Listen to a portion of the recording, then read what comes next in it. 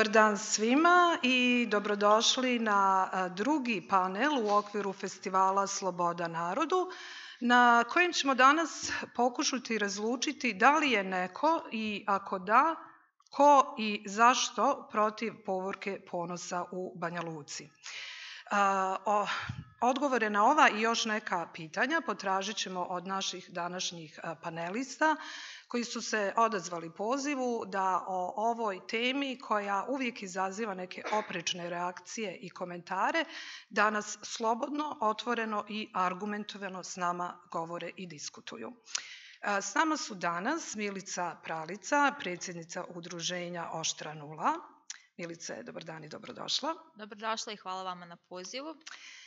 S nama je i Darko Pandurević, koordinator programa i pravni savjetnik za prava LGBT zajednice u Sarajevskom otvorenom centru. Darko, dobrodošao. Hvala, pozdrav svima. Danijela Majstorović, aktivistica, feministica i profesorica na Filološkom fakultetu u Banja Luci. Danijela, dobrodošla. Hvala Dragana, hvala svima, hvala organizatorima i gostima i svima vama koji ste došli ovo popodne. I dobar dan, želim i Branku Ćulibrku, izvršnom direktoru Centra za mlade Kvartis Prijedora, mirovnom i LGBT aktivisti i jednom od članova organizacionog odbora Povorke ponosa. Branko, dobar dan. Dobar dan. No, prije nego što ja krenem sa pitanjima, neka sam već spomenula, ali ima ih još. Darko, želim tebe da zamolim, znači na ovom samom početku, za pojašnjenje koju terminologiju koristiti. Ona se konstantno mijenja, a mi želimo da budemo politički korektni, koristimo inkluzivan i nediskriminirajući jezik, a znamo da je jezik mnogo više od pukog sredstva sporazumijevanja. Dakle, koja terminologija je politički korektna? Pa ja na to pitanje uvijek odgovaram na jedan način. Ako uzmemo pod pretpostavku da smo ovdje svi iz najboljih namjera, da razgovaramo o temi zaista argumentovano sa činjenicama, onda neka omaška u terminologiji ili nešto slično u tom kontekstu ne predstavlja toliki značaj. Moj utisak ovdje, i nadam se da neću biti demantovan, da ovdje zaista jesu svi iz dobrih namjera i da zaista razgovaramo o našim sugrađanima i sugrađankama, jednoj društvenoj skupini zapravo koja je kako i ovdje na Bini, tako nadam se i u publici, a znamo i u Bosni i Hercegovini, da razgovaramo o njima, njihovom položaju i konkretno o temi. Ono što ja koristim, i možda je to tako zbog te pravne strane, zato što koristim zapravo LGBTI, dakle lezbijke, gej, biseksualne, transrodne osobe, interspolne osobe. Koristim to čisto iz praktičnih razloga i navike, zato što su ti 5 identiteta i karakteristika kao takve nešto što je u našem pravnom sistemu zaživjelo, koristi se i ima da tako kažem ogleda se zapravo kroz same pravne norme. Koristivši bilo koji dodatni akronim, dodavši Q na kraju, odnosno ako govorimo samo o queer osobama ili queer zajednici, apsolutno je prihvatljivo i ja mislim da ćemo se ovdje svi dobro razumjeti. Pošto možda samo da kažem još jednu stvar za prvi dio, sam panel je nazvan ko je protiv povorke ponosa. Ja bih volio zaista da imamo, opet kažem, osobe koje su spremne na dijalog i da argumentovano govore, a koje su protiv povorke ponosa. Moj utisak ovdje, jako poznajem većinu, pa ću dati sebi pretpostavku da kažem da ovdje na Bini niko nije protiv povorke ponosa i ostaje nam uvijek taj jedan zadatak da mi identifikujemo, tražimo te probleme, prepreke i tako dalje, kao da su negdje skriveni, a zapravo dominiraju u našem javnom životu. Tako da uvijek mi je zanimljivo da evo nemamo priliku zapravo da imamo jedan konstruktivan dijalog na tu temu i da čak razmijenimo mišljenja. Poziv da učestvuju na panelu dobili su i gradonačelnik Banja Luke i predstavnici Srpske pravoslavne crkve i vlade, ali se nažalost pozivu nisu odazvali, ali to nas neće spriječiti da o svemu ovome govorimo. Branko, za početak, kakav je položaj LGBTI zajednice u Republici Srpskoj i da li se on razlikuje od statusa, položaja i prava koje LGBT zajednica uživa u susjednom entitetu? Hvala te, Dragana. Pa ja bih možda samo nešto da kažem vezano, mislim, malo imam u stvari potrebu da izrazim svoje zadovoljstvo što danas ne sjede ovde ni gospodin Stani Vuković, ni sveštenik koji trebao da bude. Jer ja kao gej muškarac zaista mislim da nisam spreman da sa tim osobama sjedim za istim panelom i da objašnjavam da ja nisam ni grešan i zbog čega, i da treba u stvari da argumentujem zbog čega treba da koristim pravo u pravno uređenoj državi koji osoba koja apsolutno nema te ingerencije u stvari odlučuje i daje sebi za pravo da govori da li ja treba ili ne treba da šetam Banja Lukom dogod je on na vlast. Jednostavno nekako smatram da davanje prostora fašistima u tom kontekstu meni nije prihvatljivo i nije mi prijatno u stvari uopšte razgovarati na tom nivou i diskutovati, zato što te diskusije uvijek se svode u stvari na ta dva protivrečna argumenta kao ping-pong loptice. Što se tiče stanja LGBT zajednice u Republici Srpskoj i u Bosni i Hercegovini, mislim, ne razlikuju se to od bilo koje neke druge nekog, kako da kažem, nema tu neke pretjerane razlike u stvari u Sarajevu ili generalno u Republici Srpskoj. Ono što možda jeste možda razlika što su definitivno institucije u zadnjih možda 10 godina bile puno spremnije, otvorenije da rade u Sarajevu, a posredstvom te jake mreže organizacija civilnog društva koje su dosta radile i to je nekako nama i omogućilo da puno jednostavnije organizujemo samu povorku ponosa 2019. U Sarajevu, dok je nekako nespremnost institucija u RS-u da generalno radi i govori o ovim pitanjima, jedna praksa koja je vrlo kontinuirana i jako je teško u stvari u bilo kom segmentu sarađivati sa institucijama u Republici Srpskoj.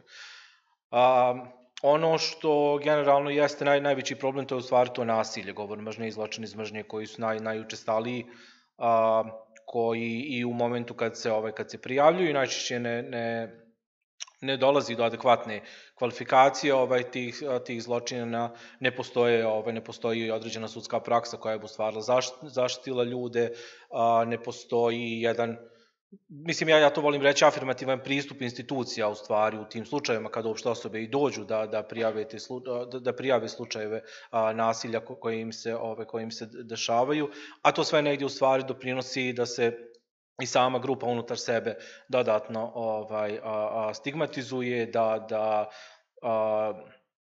ne živi slobodno, otvoreno, nekako vrlo,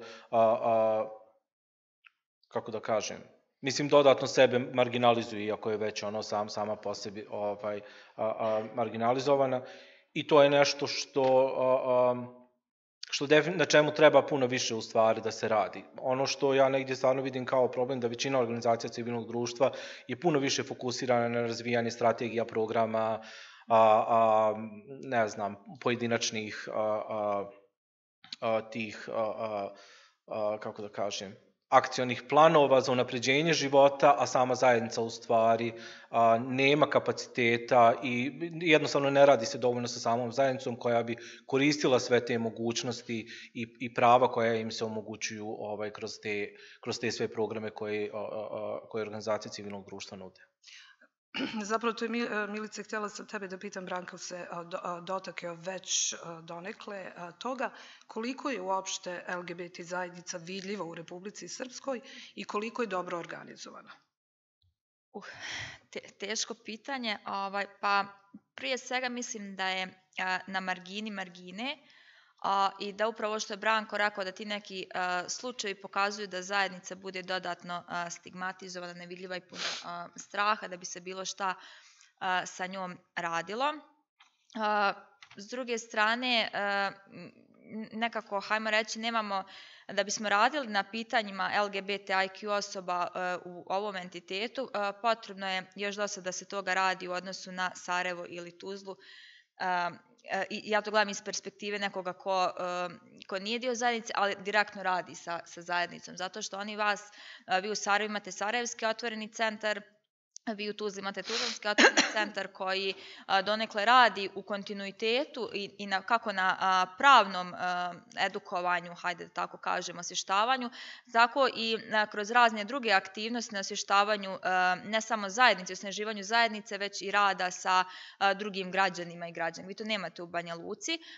S druge strane, nijedna organizacija, mislim da nije spremna, ili mi dajemo neke male kapacitete, naše resurse da pomažemo zajednici u Banja Luci, ali to naprosto nije dovoljno. I mi smo imali u Banja Luci grupu mladih ljudi, zvali su se Kvir Luka, 2018. godine, koji su počeli nešto da rade, ali naprosto ta jedna represija koju su oni doživjeli, gdje se njima upadalo u kafiće koji su targetirani kao ja se moram to tako reći, ako nije političko pedersko okupljanja, gdje su upadali navijači Banjalučkog borca, prohuligani, da su ih premlaćivali, sačekivali i slično. Znate, i onda se vi dodatno povuđi, ni taj prostor više nije siguran. Mi isto kad radimo neke aktivnosti, ako predznak ima LGBT, mi to moramo da kamufliramo, da fino upakujemo, da bi mi dobili neki prostor i onda poslije toga mi također kao organizatori, vi imate problem taj, što ste vi sad organizovali to i to. Mislim, to je problem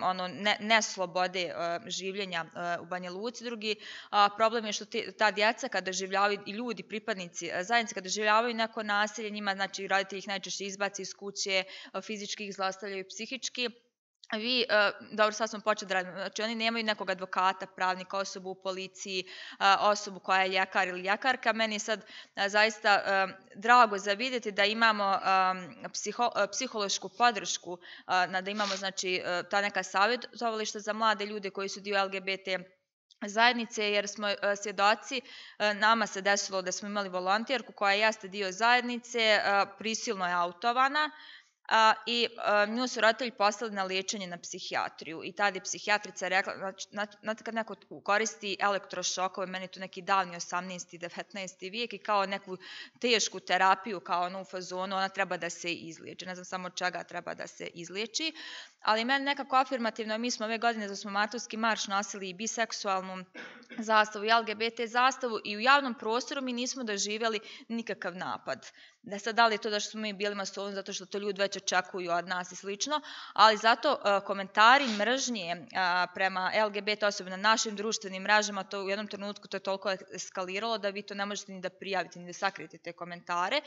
I nekako mislim da su ljudi tu slobodni u tom prostoru zato što nisu kažnjivi u stvari ti fašisti, homofobi, njih niko ne sankcioniše i onda oni imaju potpuni legitimitet. Meni je žao što sa mene sjedi profesor sa prethodnog panela koji je nama na fakultetu rekao da on ne želi da, kao zamislite ta pederska povorka po Banja Luci, eto da finansiramo od svoga poreza, a ja jednog takvog fašistu moram da plaćam od svog poreza da bude akademski i univerzitetski profesor i onda se mi tako vrtimo u krug. Treba dosta raditi, nažalost situacija je daleko od idealne, ali mislim da postoje neki pomaci u odnosu na neki prethodni period 2010. ili slično. Mislim, mizerni i mali pomaci, ali ono što je nama neophodno jeste jedna infrastruktura, jedna organizacija koja bi radila direktno isključivo samo sa zajednicom, kako u Banja Luci, tako možda i u drugim gradovima u Republici Srpskoj. Mada opet govorim, Banja Luka jeste veći centar, možda ovdje nekako jednostavnije reći ljudima ili potražiti pomoć nego u nekoj, zamislite, maloj zajednici poput Kostajnice, Novog Grada, Gacka ili slično, gdje ljudi znaju šta drugi ručaju i kako je tim tek ljudima u tim zajednicama raditi, živjeti u stvari sa svojom porodicom koja vas tako smatra da ste vi bolesni i da doživljate nasilje, institucionalno nasilje i porodično i slično. Dobro, vi ste već sad spomenuli par vrlo ozbiljnih problema, od nespremnosti institucija da razgovaraju, do institucionalne čutnje, nasilja, govora, mržnje i niz drugih problema. Danijela, da li je imajući sve u vidu ovo što čusmo do sada, uopšte moguća povorka ponosa u Banja Luci? Pa evo ovako, ja bih kao odgovor na to dosta složeno pitanje postavila u stvari dodatna 3 pitanja, onda i pokušala razložiti, jer ono što meni daje uopšte legitimitet da govorim na ovu temu, dakle ja nisam pripadnica LGBTQI zajednice na jedan deklarativan način na koji mnogi drugi ljudi jesu. Dakle, šta meni daje legitimitet uopšte, što ja uopšte na ovom panelu. Pa možda, eto, što sam unazad 20 godina uopšte otvorila na predmetu američka kultura ovo pitanje i sa studentima, i prva stvar koju bih rekla u učionci bila je: mene ne zanima šta vi mislite i da li vi osuđujete, vi morate da budete u mogućnosti ovome da govorite. Sam studentima puštala i Celluloid Closet i predavala queer teoriju, feminističku teoriju. Dakle, to je nešto što meni daje legitimitet uopšte da govorim na ovom panelu. Ja bih ovako kulturološko-lingvistički ovdje postavila, skicirala, a naravno u svjetlu ovog što su Branko i Milica rekli, 3 ključna pitanja. Znači, naziv ovog panela je pitanje povorke u Republici Srpskoj, a ne u Banja Luci. Znači, ja bih postavila pitanje pod broj 1, ako već postoji povorka ponosa u Bosni i Hercegovini, čija je to povorka, da li nama treba entitetska povorka, da li nama treba regionalna, da li nama treba gradska, banjalučka, kao što je recimo slučaj u Zagrebu, pa se onda desi Zagreb ok, u Splitu već nije ok. Znači, da li pričamo o čijoj mi to zapravo povorci pričamo, gradskoj. Ko će snositi? To je pitanje zapravo odgovornosti. Jel, ko je spreman da potegne pitanje odgovornosti, da li je to entitet, da li je to grad, znači, da li je to ta Banjalučka? Znači, povorka koja sabire, okuplja entitetsku LGBTQ. Ja nisam sigurna da bi pripadnici zajednice možda i htjeli da imaju s tim nekakvu vezu. To je jedno. Znači, pitanje objekta.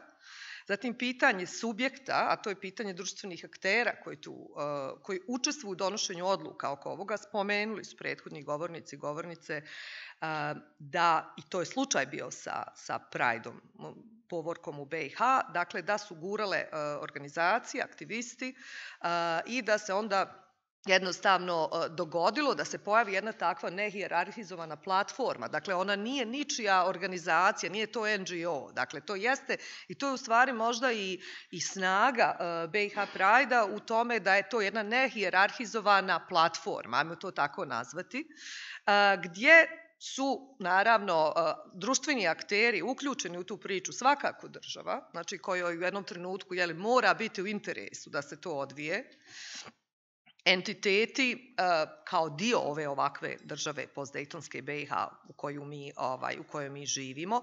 Pa ću samo spomenuti, dakle, ne samo da su trenutačni predstavnici vlasti, znači notorni po svojim konzervativnim nacionalističkim stavovima protivni, već su tu i predstavnici opozicije. Dakle, citirala bih i Narod i pravdu u Sarajevu da Pride nije baš uputan da se dogodi jer će eskalirati tenzije, i našeg gradonačelnika koji je rekao da to nije u duhu srpskog naroda.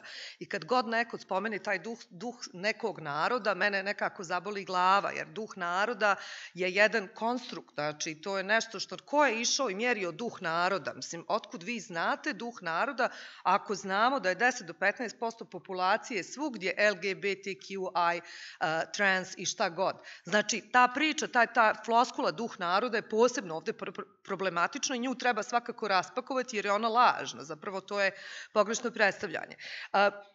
Osim toga, treće pitanje znači legitimiteta, ko govori, u stvari u čije ime, ili što mi kažemo narodu, za čije babe zdravlje.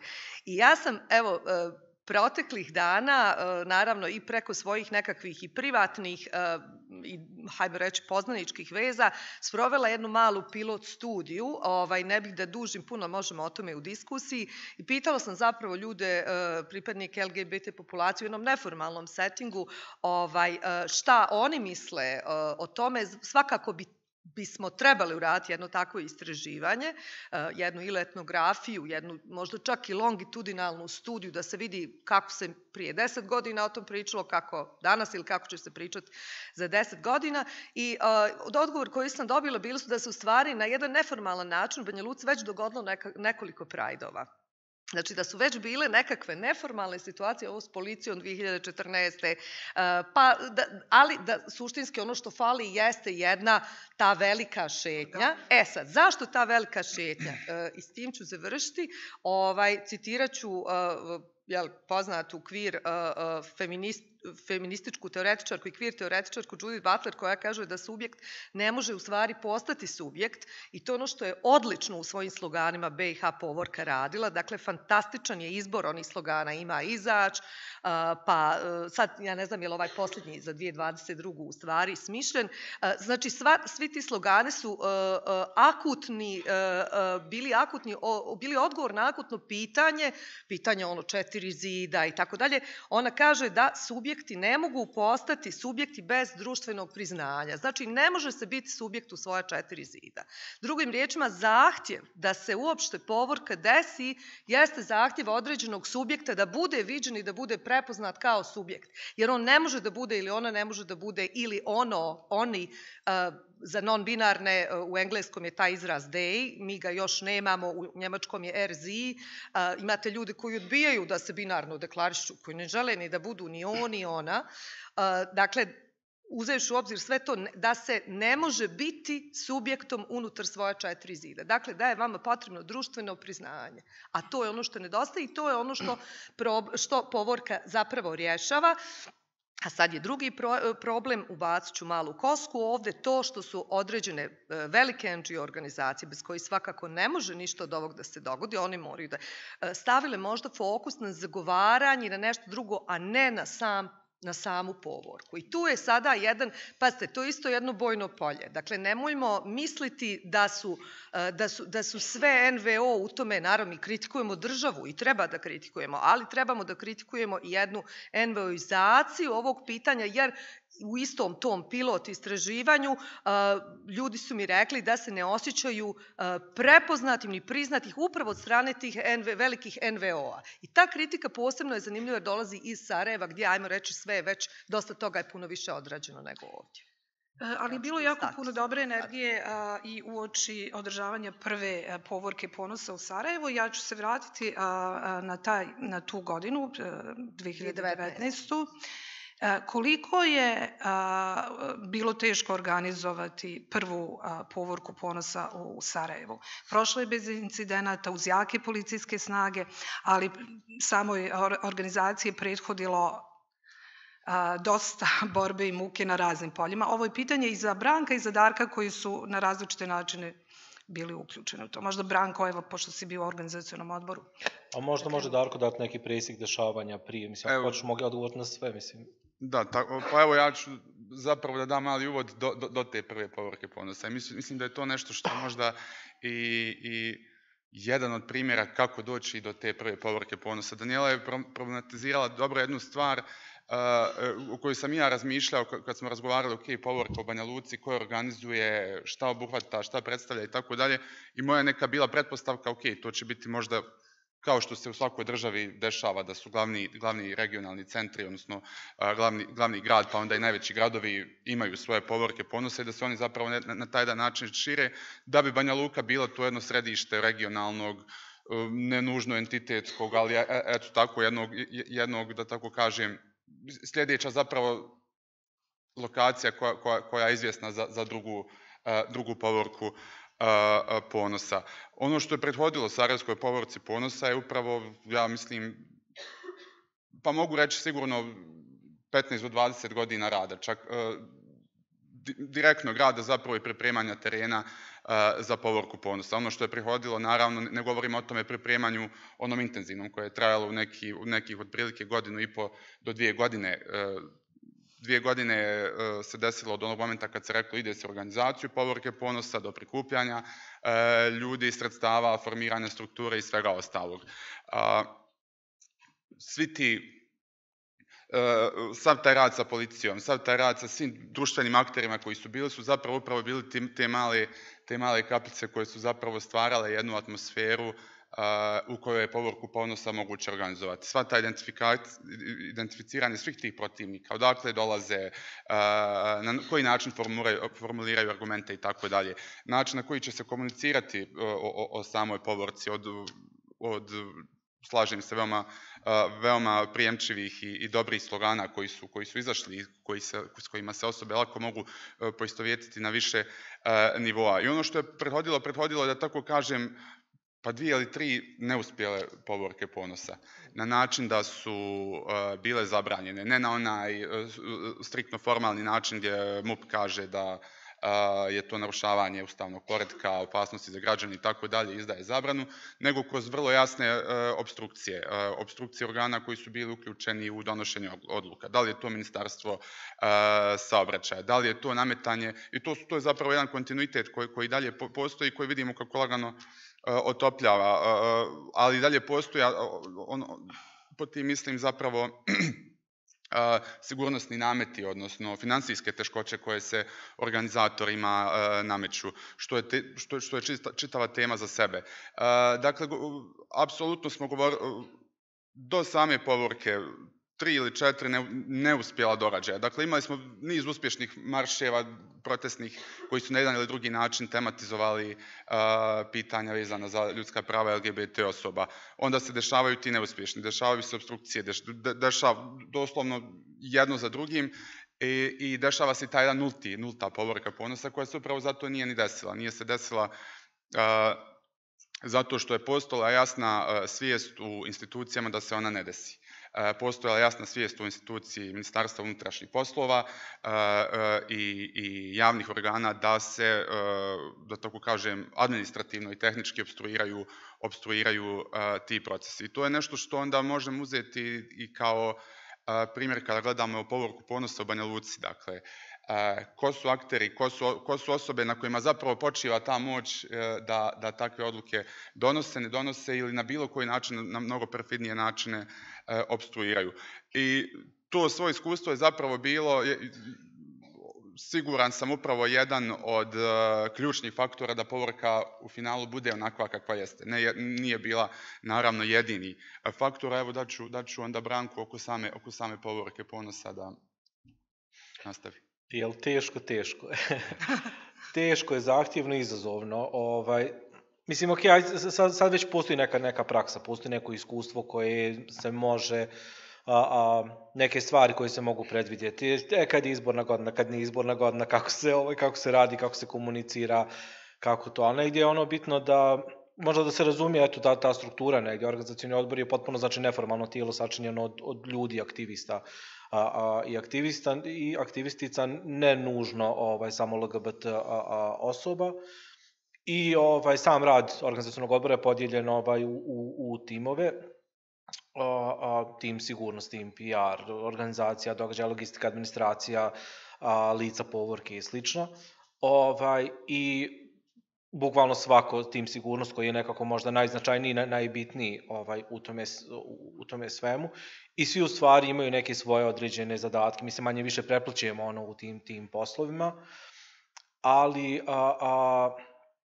negdje nakon prve godine jeste bilo nekako najzahtjevnije u stvari, zato što po prvi put vi pravite događaj koji je policija rekla najrizičniji, događaj koji se desio u Bosni i Hercegovini unazad ne znam ni ja koliko godina, koji problematizuje jedno ogromno društveno pitanje koje ruši te heteronormativne, patrijarhalne, tradicionalne vrijednosti. I mislim, i u momentu kad smo mi najavili tu prvu povorku ponosa, tog 1. aprila kao april ili šalu, mi uopšte nismo bili svjesni u stvari šta to tačno sve nosi. Mislim, mi smo u stvari najviše problema imali upravo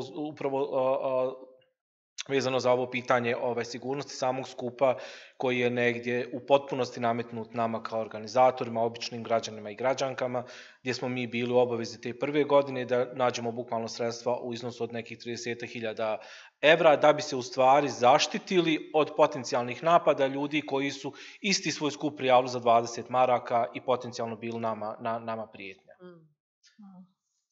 To je ono što je nekako najzahtjevnije bilo u cijelom tom procesu. Mi smo prošle godine imali taj jedan određen pomak, razvoj dešavanja, da je vlada, odnosno direktno ministar Forto u stvari preuzeo taj trošak direktno iz svog nekog dijela budžeta koji ima, koji nije direktno vezan za ministarstvo kantona Sarajevo, i na taj način negdje nam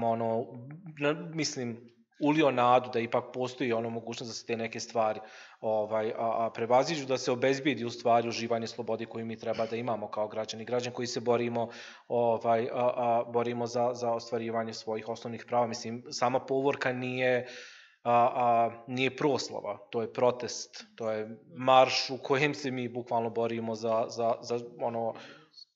ono prvo i osnovno pravo za jedan slobodan i autentičan život koji želimo da živimo u Bosni i Hercegovini dok smo ovdje. Hvala, Branko. Odmah poslije povorke Ponosa u Sarajevu pitali su političari i ljude iz civilnog sektora u Republici Srpskoj da li bi parada mogla da se organizuje u Banja Luci. Dragan Mektić je rekao da bi to bilo bezbjedonosno rizičnije. Analitičarka Tanja Topić misli da ne bi bila moguća jer bi se malo ljudi usudilo javno podržati paradu i suprotstaviti se dominantnom političkom izrazu. Nebojša Vukanović je rekao da je ne bi zabranio, ali da ne bi ni učestvovao u tom događaju, a Srđan Mazalica je izjavio da je to tema koja se vještački gura u prvi plan. Danijela, zašto pitanje prava LGBT zajednice i osoba izaziva ovakve reakcije i nailazi na otpore? Ne znam ovo što je Branko rekao, živjeti taj autentični život, zaista biti društveno prihvaćen, vidljiv, uvijek povlači pitanje ranjivosti. Znači jednog izlaganja, jedne ranjivosti, mislim u društvu, evo, mislim malo ću i proširiti priču, ne znam, skoro je prošlo 17. marta, čini mi se, izjava ovog srbijanskog sanđačkog političara Sulejmana Ugljanina, koji je, kad je govorio o LGBTQ osobama, ne znam, spomenuo, iskoristio tu jednu metaforu, ne znam da li ste čuli, niko nije u Srbiji reagovao na to, niti ovdje, da je to kao kad naskače, kaže kad inače u prirodi naskače krava na kravu ili vuna vola, takve, kaže, takvu stoku treba što prije prodavati, jer kao nisu ni za šta. Pa pogledajte vi, samo ta izjava jedna, ta rečenica, koja dolazi od strane nekakvog političara, kakav god da je on, mislim, šta god, i da niko negdje niti ne reaguje. Znači da on nema nikakvu odgovornost, niti posljedice zato što je rekao. Pa kako će i ovi imati što su rekli? Kakve oni posljedice? Znači oni idu jednim sigurnim terenom. Mislim da oni nisu, mislim, jesu, ajmo reći, nekakvi predstavnici, ali da oni stvarno nisu predstavnici nas koji ovdje sjedimo, dakle ja za te ljude stvarno niti mislim glasati, niti sam nikad glasala. Oni idu jednim sigurnim utabanim putem duha nekog naroda, nekakve izmaštane fantazme koja očito postoji u njihovim glavama.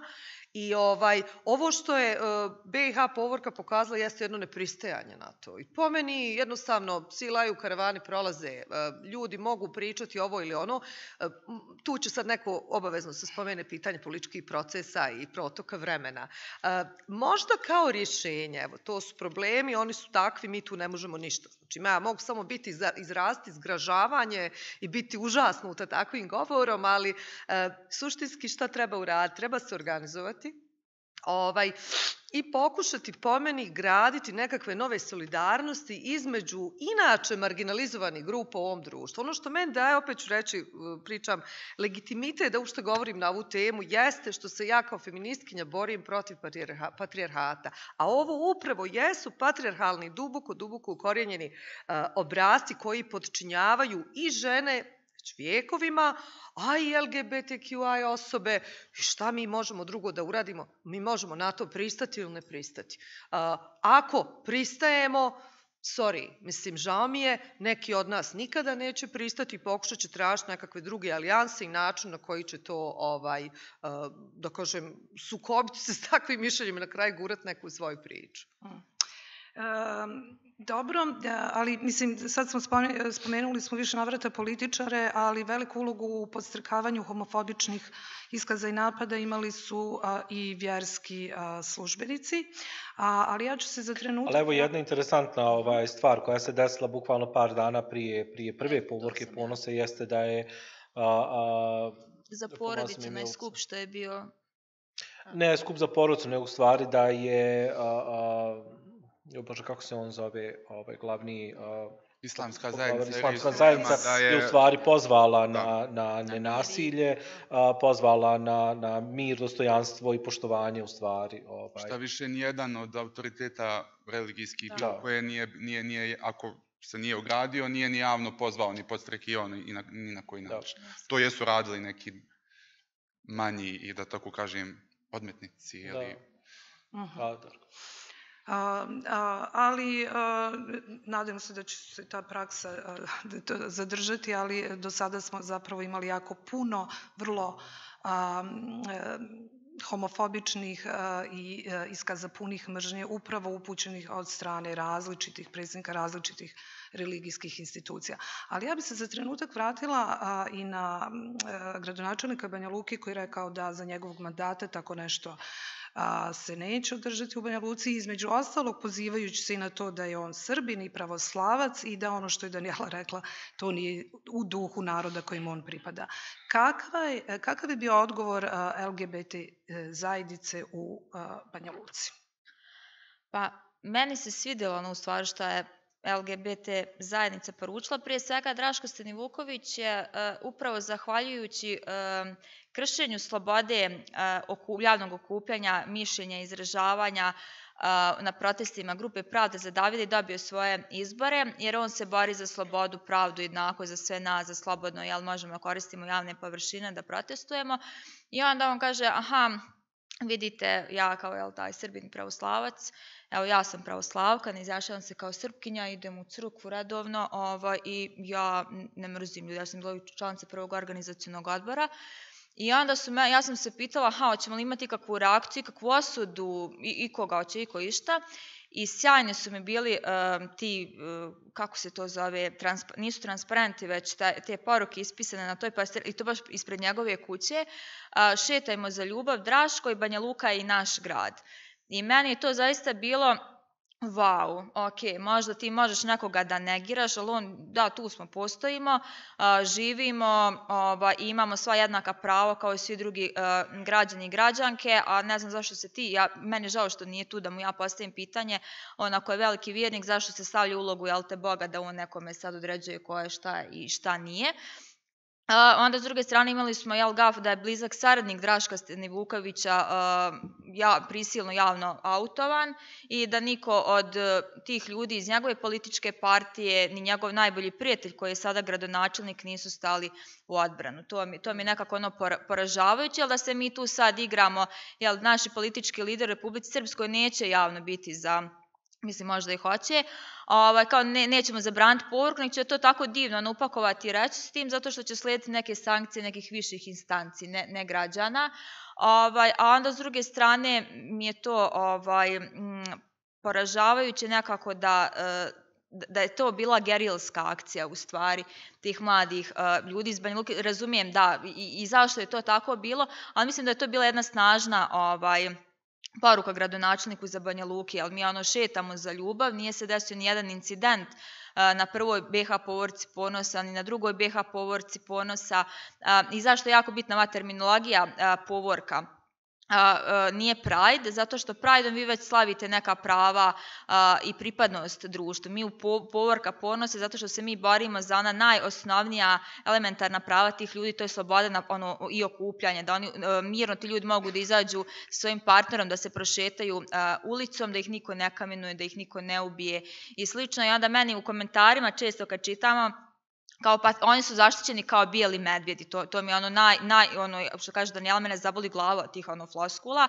Ne, nisu oni zaštićeni, nego samo u nekom trenutku vi kad prijavite zločin iz mržnje policiji, neko konačno mora nešto da uradi, a mi svi kao građani imamo ista ta prava, samo ih mi ne konzumiramo. I onda onog trenutka kao, aha, oni su zaštićeni, pa oni iskoristi legitimno svoje pravo, nažalost moraju da prijavi to nasilje, koje u normalnom društvu ne bi bilo normalno. Kod nas jedino, posmatrajući sve ovo, kod nas je super i našoj djeci se nameću idoli da je mržnja sjajna stvar, znači što vas niko ne sankcioniše od institucija, jezik, govor mržnje, ne u tolikoj mjeri koliko bi trebalo, da su vam ratni zločinci heroji. Zaista imate jedan poremećen sistem i model vrijednosti ko su danas idoli mladim ljudima i koga oni trebaju da slijede. Naši homofobni, nacionalisti, nacionalni opredeljeni političari. Mi nemamo, nažalost, tu građansku opciju kakvu ima Hrvatska i Srbija, a koja nam je prijeko neophodna ukoliko mi želimo da nastavimo ka jednom napretku, jer ovo sve što sam se sada pokazuje na trenutnoj političkoj sceni u cijeloj Bosni i Hercegovini jeste neki korak, neki srednji vijek, kako ja to mislim. Tako da, super je reakcija bila LGBT zajednice, ali nažalost to se jednom, mislim, na svako malo bi trebalo da dajemo neku Stanivukoviću neke znakove. Isto što želim reći da je Banja Luka, kad god vidite sve u crveno-plavoj, bijeloj boji, meni više dosadilo, kao da nemamo ni jedne druge boje u Republici Srpskoj sa crveno-plavoj i bijele, tako da čekam neku rainbow, neki grafiti ispred Draškove, a ne vile, ili nešto slično. Samo ako mogu da se ne dovežem, zaboravit ću ovo što je Milica govorila. Znači, pitanje povorke jeste možda velika organizacija koja se ulaže u to, ali je to pitanje jednog dana. Međutim, šta ćemo mi sa onih svih 364 dana gdje 10-15% naše populacije s kojima zajedno radimo, živimo, idemo u škole. Znači, mislim, da li mi možemo uopšte ne empatisati? Mislim da je od same empatije nemamo puno korist, ali zaista solidarisati, zaista biti sa LGBTQI ekipom. Mi smo svi, ja kažem, možda sam ovako na oči straight, ali sam queer u duši, to sam sa Milicom imala raspravu, kako smo mi u stvari percipirani u društvu, znači ne kako se ti identifikuješ, pa ćeš ti reći za sebe ja sam lezbijka, ja sam queer, ja sam trans, ja sam... Jer, pazite, imate kako vas drugi vide i vide vas onako kako se vi društveno predstavljate, kakve privilegije na kraju krajeva uživate, ali znači možete se vi osjećati na jedan način, ali da vas se vidi na jedan potpuno drugi način. Tako da dosta mojih prijatelja LGBTQI živi zaista još uvijek taj život u 4 zida, rade nekakve, ajmo reći, visoke, dobro plaćene neke administrativne poslove i na univerzitetu i koje kuda, ne pada im na pamet, niti će se ikad javno autovati, jer znaju šta znači izložiti tijelo, ranjivo tijelo, potencijalnom linču. I to znači gubljenje mnogih privilegija. I koliko to podrazumijeva stvar gubljenje mnogih privilegija do kojih... Jasno. Sad, možda stasava jedna nova generacija koja će reći, čekaj, pa ja sam ne samo LGBTQI, već ja radim za neki honorar, ja sam prekarna radnica, radnik, ja bježim iz ove države jer mi ova država ne može bezbijeti. Znači, to je kad govorimo o toj solidarnosti preko različitih horizonata potlačenosti. To je po meni nekakvo novo političko koje se ovdje može roditi.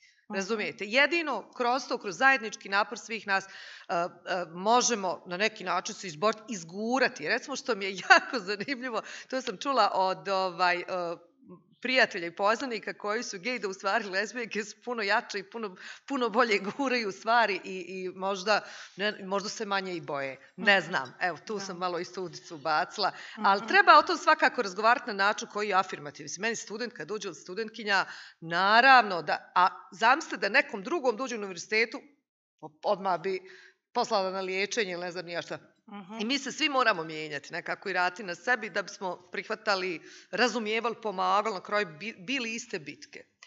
Hvala, Danijela. Ima jedan momak, ja vidim da on drži ruku već duže vrijeme, pa ću ja napraviti sad izuzetak. Jesi ti htio nešto da pitaš? Samo ti sekundu da dobiješ mikrofon. Aha. Ne možeš snima se, ne čujem te ja ovdje šta kažeš. Ajde, važi. On duže drži već ruku neko vrijeme, pa... Neka kaže, šta je? Ali zbog... Evo mikrofon, evo ide. Bitno je, sve je bitno. Ja bih samo htio da pitam, razgovara se o nekakvom etiketiranju i kako ljudi imaju nekakve predrasude, a sad odjednom se komentariše kako se kaže da su osobe koje se identifikuju kao lezbijke znatno jači i upornije obično nego osobe od muškaraca koji se identifikuju kao gej. Malo mi to ne pratim i tako to. Ja se izvinjam, to je meni rečeno od strane gej muškaraca s kojima sam radila neformalne intervjue. To je čisto komentar, nisam ja to rekla. U redu, ne mislim Možda na to... je netačno. Da, ali mislim da se samim tim nekako u organizaciji, u toj zajednici kojoj nekako se promoviše sloboda izražavanja i da nemamo predrasude o ljudima, nekako stvara samo to etiketiranje protiv kojih se tako ljudi teško bore u ovoj situaciji. I također mislim da je malo licemjerno s još jednom osobom sam također dijeli mišljenje da svi budemo nekako civilizovani, da se poštujemo međusobno, da nemamo predrasude, da prihvatamo jedni kako drugi jeste, ali onda se aktivno ljudi koji nisu dovoljno edukovani da shvate koncept ovakve jedne zajednice ili uopšte diskusije kao što su ovdje spomenuti gradonačelnik Draško Stanivuković ili pripadnici Srpske pravoslavne crkve se konstantno zovu fašistima. Pa i to i jesu. Dobro, možete li definisati fašistu? Pa šta je za tebe pojam fašizma? Pa ja ne znam baš istoriju, pa pitam vas, ja mogu potvrditi. Pa ne moraš znati istoriju, ali evo šta je za tebe predstavlja termin fašizam? Pa ne znam. Ja koliko znam, on se veže za Drugi svjetski rat, međutim nisam baš upoznat s istorijom kao što sam rekao, pa možete vam definisati. Mogu bih te odgovoriti prvo. Evo ja ću reći da kroz moje iskustvo, a vrlo sam angažovan i uključen u dosta nekih inicijativa, protesta i evo u samu organizaciju Povorke i ponosa, da uglavnom nosioci takvih društvenih angažmana su bile žene. U većini slučajeva i sad u Povorci, sama Povorka ponosa ima više deklarisanih žena, lezbijki, koje nose taj proces u odnosu na nas, muškarce koji su dali gej, trans ili slično. I da to jedno iskustvo jeste narativ koji se prenosi. Mislim, kompletan jedan društveni mirovni pokret od početka 90-ih su nosile žene, su nosile autovane lezbijke koje su generalno gradile i utabale put da bi mi danas mogli biti ovo što jesmo i na neki način nastaviti tu borbu. Od 2004. godine prvo registrovano udruženje Q LGBT organizacije su vodile 4 žene koje su organizovale razne skupove i koje su bile vrlo, vrlo izložene ogromnom nasilju, ali te su žene danas utrle put u Bosni i Hercegovini da mi nakon 15 godina smo bili u mogućnosti da organizujemo Povorku ponosa. I to je u stvari to neko iskustvo koje se prenosi unutar zajednice. Ja razumijem o čemu ti govoriš, ali ovo ti je neki podatak koji govori o tome. A kad govoriš uopšte o pitanju tog fašizma, ja mislim da je sasvim dovoljno da staviš se negdje u poziciju da bilo koja osoba koja ideološki i vredonosno ugrožava i ima za cilj ugrožavanje života druge osobe jest fašista. To sam tražio. Onemogućavanje slobode. U redu, hvala. I ovo kako si spomenuo za školu, zašto sam te pitala šta ti misliš, zato što je važno da znam kako da ti odgovorim. Šta ti znaš o pojmu fašizma. Ti si rekao, ja sam to učio u srednjoj školi iz pojma istorije. Znači, to nije samo istorijski i ne treba da se veže za jedno drugom svjetskog rata. Znači, mi imamo moderni fašizam koji je poprimio oblike pa se evoluirao. Zato i možda sam imala ovako neki grublji stav, čisto da vidim šta ti misliš, jer mi je jako važno. Mi nismo ovdje došli da budemo kao pametni, već da vas pitamo šta vi mislite, da li vi nas razumijete šta mi pričamo i da vama kažemo o vašim razumljivim jezikom. To je that's point. Tako da, sorry ako sam možda imala neki agresivni stav. Ne, nije, nego samo sam htio, naravno da... I super ste pitanje. Odlično je kolega objasnio, stvarno, da ne treba se, ne vežem naravno za taj period istorije, striktno da se pojam fašisti koriste, ali ova definicija sa ideologijom je stvarno sve objasnila. Hvala vam puno. Ja sam samo htio da dodam jednu stvar, već su poprilično dobro sagovornici i sagovornice odgovorile na pitanje, ali samo pitanje koje se spomenuo opet gradonačelnika. Ono što je meni tu nekako bilo simptomatično zapravo je činjenica da imamo čovjeka koji je izgradio dio svoje političke karijere i nekog pokreta upravo na toj temi slobode okupljanja, koja je bila poprilično aktivna u Banja Luci. Onda je tim jednim primjerom zapravo pokazao da apsolutno ne razumije sam koncept slobode okupljanja, da ga ne razumije kao ljudsko pravo koje je zagarantovano svakom čovjeku. Primjerice, da mu ne budem glasnogovornik ili nešto slično, ali mogao je reći na to pitanje, ok, te će povorke biti, ja neću biti na njoj zato što ne želim da budem iz bilo kojih razloga, ali ako želi neko da bude koji je građan Banja Luke i da ostvari to svoje ljudsko pravo, te povorke će biti, nema razloga da ne bude. To je nešto što su zapravo te finese zapravo u nastupu i poruke koje šalju. Tako da nije morao da bude edukovan. Ja uvijek kažem, ne tražim ni od koga, ni od vas ovdje ne očekujem da uzmete zastavice i pojavite se bilo gdje. Velika je razlika između aktivne podrške i dozvoljavanja svakom da ima prostor i da se izrazi na način koji želi. Ali bi ja samo rečenicu, ne mora bi vas nas političari da voli, on treba da poštuju zakone. I to je problem, on kaže, subjektivno je to voljeti ili ne voljeti, željeti, nešto ne željeti. Aha, postoji zakon, ustav, nešto se mora poštovati, mi smo te izabrali legitimno da ti nas zastupaš, znači moraš da poštuješ zakon koji si ti donio. Dobro, kad smo već kod zakona, ja moram da se osvrnem na zakon o zabrani diskriminacije koji je na snazi u Bosni i Hercegovini od 2009. godine i zakon zabranjuje diskriminaciju na osnovu rase, jezika, vjere, etničke pripadnosti, starosne dobi i tako dalje, ali i na osnovu pola, seksualne orijentacije, rodnog identiteta i spolnih karakteristika. Da li je za ovih 13 godina donijeta i jedna presuda zbog diskriminacije na osnovu seksualne orijentacije, rodnog identiteta ili spolnih karakteristika? Darko? Nije donijeta ni jedna presuda. Evo imamo 13 godina kako je određena pravna norma zapravo živi. Ne postoji nijedna pravno snažna presuda gdje je ustanovljena diskriminacija na osnovu seksualne orijentacije, rodnog identiteta ili spolnih karakteristika. Da li to znači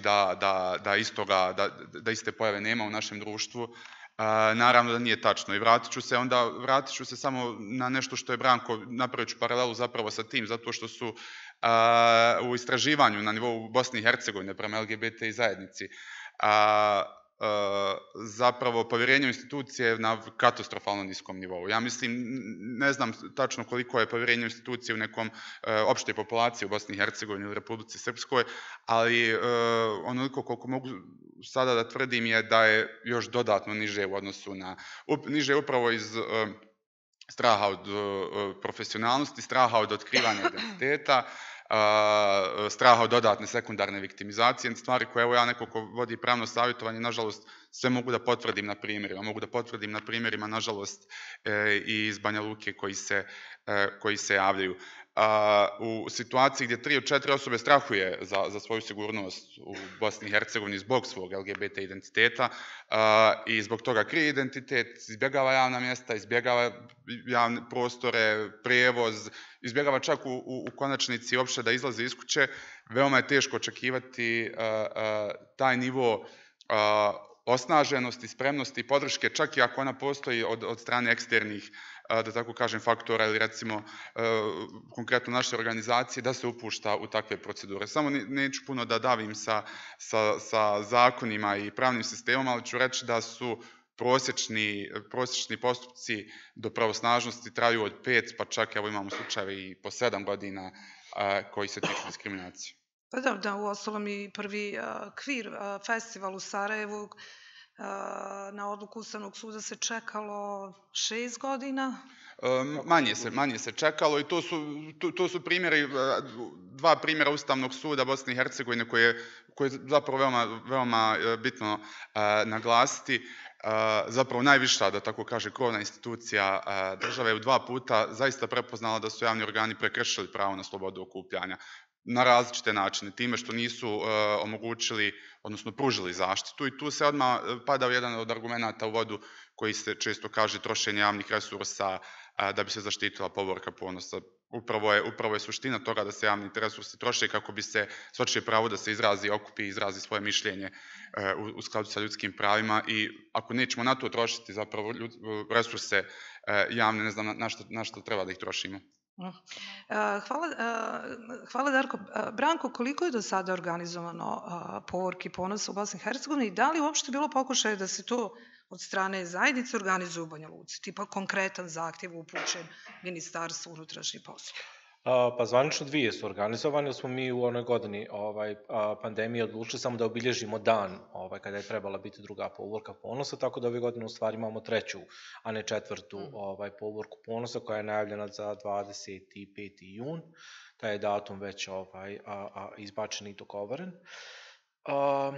Šta sam, da li je bilo Da li pokušaja, ikad, da. da. Volio sam samo vratiti nešto da prokomentarišem u stvari, što mi je nekako jako, mislim, važno mi je, Daniela je otvorila to pitanje na početku, nekako smo ga preskočili, to je to pitanje subjekta, u stvari legitimiteta, o tome ko govori u ime zajednice i slično. I u stvari ko jest protiv povorke, ko još jeste protiv povorke Ponosa u RS-u, a to je u stvari dio te same zajednice. Mi smo i 2019. godine, u stvari kad smo najavili povorku Ponosa, dobili jako puno kritike od strane upravo zajednice, koja je smatrala da samim činom najave povorke Ponosa u tom momentu smo mi nasilno autovali ogroman broj ljudi koji se ne uklapa u neki heteronormativni šablon, obrazac, i samim tim su potencijalno bili izloženi nasilju. Mi živimo u jednom vrlo paranoičnom društvu, mi živimo u jednoj simulakrom u stvari paranoji i to održava ovaj sistem ovakav kakav jest, održava i kriminal i korupciju i sve što se dešava i politički sistem koji je takav kakav jest i nefunkcionalne institucije i to sve u stvari stvara taj ogroman osjećaj nesigurnosti kod ljudi i naravno da dovodi u pitanje legitimiteta borbe, same borbe LGBT osoba za svoja osnovna prava. Ali s druge strane, ono što ja negdje stvarno govorim kao kontraargument toga, mi da smo recimo čekali da se osobe koje su diskriminisane odluče na to da li treba da postoji zakon o zabrani diskriminacije, ali ne, mi ga vjerojatno nikad ne bi imali. Kao što mislim, ja generalno nisam za moje vrijednosti nisu u skladu s tim da ja želim da se vjenčam i da imam brak, ali to je pravo koje treba da uživa svaka osoba i da ima tu jednaku mogućnost u državi u kojoj živi i meni je jasno da to jeste dio moje borbe za LGBT prava. Ta u stvari mogućnost da bilo ko u bilo kom momentu ima jednako pravo kao što to ima svaki građanin i građanka. Priznanje, to je to. Budeš društveno priznat u društvu. I ta u stvari nekako naša borba da budeš priznat i prihvaćen u društvu koje živiš, zaista prevazilazi u stvari to neko, mislim, to je ono u stvari, to je taj moment u kojem to lično postaje političko, u stvari, u kojem ti moraš jednostavno, to je zahtjev tog nekog autentičnog života i to je ono što meni daje legitimitet i još ove godine imamo 27 osoba u organizacionom odboru, nam daje legitimitet u stvari da mi ispred određene grupe ljudi, iako smo svjesni da imamo ogroman broj neistomišljenika u odnosu na neke naše vrijednosti i stavove, govorimo o određenim stvarima, iznosimo određene vrijednosti u javni prostor, smatrajući da to jeste dio tog nekog puta u stvari da se dođe do potpune slobode i mislim jednakosti, kakva god ona bila. Da li je bilo pokušaja? Nije bilo pokušaja. Mi smo unutar organizacionog odbora svake godine u stvari razgovaramo o tome i negdje u stvari nismo sigurni da imamo dovoljno kapaciteta u stvari da iznesemo mi unutar našeg organizacionog odbora koji je trenutno tu, a s obzirom da u organizacionom odboru tokom ove 3 godine nikad nije bilo više od 3 osobe iz Republike Srpske koji bi iznijeli taj proces. Evo možda neko ovdje od ovih mladih ljudi ima ambiciju da možda zajedno s nama krene u taj proces i meni bi bilo vrlo drago da podržim jednu takvu inicijativu, u stvari da negdje zajedno krenemo u taj proces. Dobro, hvala. Branko, sad spomenuo si i strah i čutljivost zajednice, spomenuli smo izjave političara, vjerskih lidera, uloga medija u promociji ili ne promociji prava LGBT zajednice u Bosni i Hercegovini. Danijela. Pa mislim, uloga medija kod nas to je ona stara, ko te plaća, tako izvještavaš.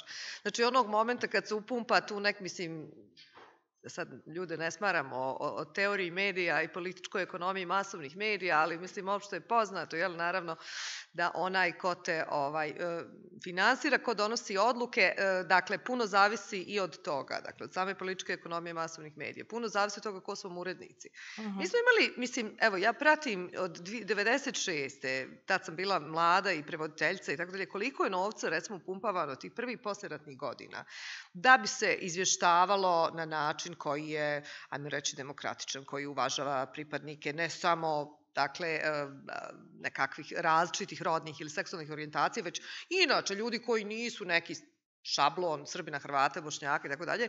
Kad su te pare nestale, vidjeli smo kad su zapravo preusmjerili na druga ratišta, na druge postkonfliktne zone, vidjeli smo šta se dešava, koliko su ovdje u stvari mediji se osuli, koliko u stvari malo tih novinara i novinarki koji će da na jedan senzibilizira, ali ne samo na taj neki senzibiliziran, naučeno senzibiliziran način izvještavaju, već način da su oni zaista suborci i suborkinje u tome, znači govorimo o tim mrežama solidarnosti. Citirat ću Waltera Lippmana, ne možeš da izvještavaš onome ako to nisi vidio. Ako ti zaista nisi vidio tu borbu, ako ti ne možeš da je sagledaš, ako nisi dio ovih inicijativa, povorke i tako dalje, nema od tog ništa. Znači, mediji kako izvještavaju užasno. Znači, to je, da kažem, taj dio politička ekonomija, urednici, uredništvo, novinari i tako dalje. Drugo pitanje same reprezentacije. Znači, evo, i kad imam volju, ajde... Ja sad recimo razmišljam koliko mi svi nastojimo svoj jezik kontrolisati i disciplinovati na način koliko je on suštinski, da se nekako ni ne dojma kao naučen i uvježban, da ne zvučimo samo kao nekakvi likovi što su prošli 10, 15 ili 100 treninga iz nenasilne komunikacije. Možemo li mi zaista promijeniti naš govor da je on suštinski solidaran, da je on tu, da je on jasan, bez da uopšte koristimo, ja pokušavam izaći iz tog, mislim, da se niko ne ljuti, ali to je meni sve NGO jezik. Pokušavam izaći i progovoriti stvarno nekakvim jezikom da me razumije mlada osoba koja tu sjedi, da mi zaista pričamo isti jezik. I kad teoriju upotrebljavam je na način bude svima dostupna, svima, da bude zaista tu za sve, a ne da ja sad nešto tu se pravim pametna ili šta god. I treće pitanje same publike. Znači, ja sam nedavno razgovarala sa mladom lezbijkom koja je od mene 17 godina mlađa, koja je meni super i možda sam i ja njoj super i tako dalje. Postoji jedan generacijski jaz. Znači, kad ja razgovaram s nekim ko je 17-20 godina mlađi, nemam pojma, mislim, ja ne znam te svjetove, ja ne znam šta neko od 18 godina, kakav mu je habitus, šta radi tokom dana, koje su navike, gdje izlazi, ja ne znam gdje se, ja i mlada, evo moje dijete u publici, gdje mi možemo uopšte generacijski da govorimo, jer ja imam osjećaj da je to sad jedna potpuno nova generacija koja će biti potpuno, koju ja neću više moći razumjeti. Sad ćemo vidjeti. Generacijski da to sve bježi. Jel? Tako da tu ima puno pitanja. Znači, pitanje reprezentacije nije uvijek samo pitanje reprezentacije, to je i pitanje recepcije, ali to je itekako i pitanje ko kosi, a ko vodu nosi, odnosno ko je uplatio kojoj medijskoj kući toliko i toliko para da o tome izvještava, ili stvarno imamo urednicu koja je fenomenalna žena i koja će uvijek onako srčano i kvalitetno da izvještava o LGBTQI ekipi. To je to. Hvala za njela, sad dotakala si se i publike i koliko je sve ovo što smo pričali publici bilo razumljivo, vjerujem da jeste. Tako da sada otvaram zapravo mogućnost, dajem mogućnost vama da postavljate pitanja, komentarišete, budite slobodni. Dobro. Ko se prvi sad? Nisam upratila. Mislim da si ti još davno, pa ću evo dati tebi prednost, a onda ćemo uključiti i druge. Odlično. Izvoli. Baš osjećam. Ja, jel radim? Upadni rade. Dobar dan, htio sam da pitam zato što 2022. godine se održava Europride u Beogradu, a znamo da često političari iz Republike Srpske i političari iz Srbije rade zajedno i bukvalno prepisuju stvari jedni od drugih. Da li smatrate da postoji veća mogućnost da se održi Parada ponosa ove godine u Republici Srpskoj? Evo, ja ti mogu odgovoriti, zato što je to neki argument koji onako preoptimistično često iskoristim kada pričam sa političarima i institucijama iz Republike Srpske, kad govorimo recimo o istospolnim partnerstvima, pa kažem, evo ostajemo, Srbija je tu pred korak od usvajanja, odnosno regulisanja tog pitanja, Hrvatska, Crna Gora već uradili, politika spojenih posuda, čak su to ekonomska, pravna, kulturna pitanja koja će se jednostavno morati potegnuti zbog tog načina, ali zaista neće se desiti ove godine sigurno, ali neće se desiti, s tim za povorku ne znam, ali što se tiče odnosa institucija i spremnosti, razumijevanje pojedinaca apsolutno postoji, obrazovanost, edukovanost i tako dalje, ali taj jedan, da tako kažem, dominantni taj narativ koji je tu, koji postoji, koji je jasno, nije slučajno tu i sve stvari koje su zapravo, koje proizilaze iz njega, neće se, što se tiče javnosti, ja mislim, promijeniti u ovoj godini ili idu izbori. Možda otvara pukotinu neku, možda otvara neku pukotinu, ovo sad vrijeme, pa možda je mladi kolega u pravu, mislim, moguće. Da. Čujte. Da, pa dobro, kako kopiramo dosta toga. Ali uvijek nekako loše stvari kopiramo, nikako nešto dobro. Zanadati se. Hvala. Sad ćemo kolega sa kačketom. Pa ova djevojka starađastom kosom. Može, sve vas sam upratila. Ali idemo ovim redom, pa važi.